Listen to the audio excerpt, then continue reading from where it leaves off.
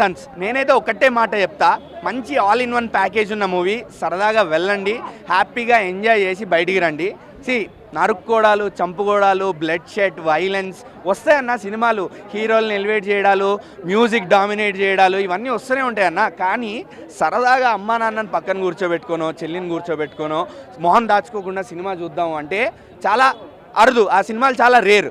వచ్చింది సినిమా, అది కూడా మన సూర్య గారిదే, మన సూర్య గారిది. సో చాలా బాగా వర్కౌట్ అయింది. సూర్య గారిని గజనీలో చూసి ఎలా అయితే ఫీల్ అయ్యామో ఆ క్యారెక్టర్ని ఈ సినిమాలో ఆయన క్యారెక్టర్ చూసి అలా ఫీల్ అయ్యానన్న.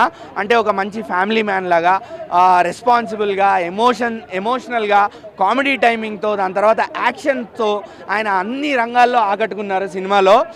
వెంకీ అట్లూరి గారు సూర్య గారిని చాలా బాగా చూపించారు స్టైలిష్గా. ఎస్పెషల్లీ సాల్ట్ అండ్ పెప్పర్ లుక్లో మాత్రం చాలా అదిరిపోయారు సూర్య గారు. అండ్ మమితా బైజు గారికి స్పెషల్ కుడోస్, హ్యాట్స్ ఆఫ్. ఎందుకంటే సినిమాని సూర్య గారు లాంటి స్టార్ని పక్కన పెట్టుకొని సినిమాని నడిపించారు ఆవిడ కామెడీ టైమింగ్తో. మామూలుగా లేదు వాళ్ళిద్దరి మధ్య ఉన్న కెమిస్ట్రీ, వాళ్ళిద్దరి మధ్య ఉండే బ్యాంటర్ చాలా బ్యూటిఫుల్గా వర్కౌట్ అయింది. వెంకీ అట్లూరి గారు బాగా రాసుకున్నారు స్క్రీన్ ప్లేని. అండ్ రాధికా గారితో కూడా మంచి కామెడీ పండించారు, అలానే ఎమోషనల్గా ఫీల్ అయ్యేలా కూడా చేశారు. కనెక్ట్ అయ్యాము ఆ ఎమోషన్స్కి, ఆ ఫ్యామిలీ వాల్యూస్కి.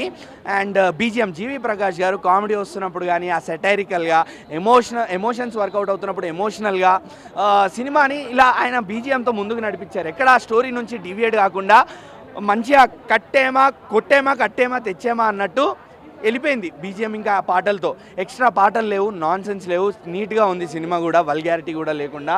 అంతా మంచి ఆల్ ఇన్ వన్ ప్యాకేజ్ అన్న. అందుకే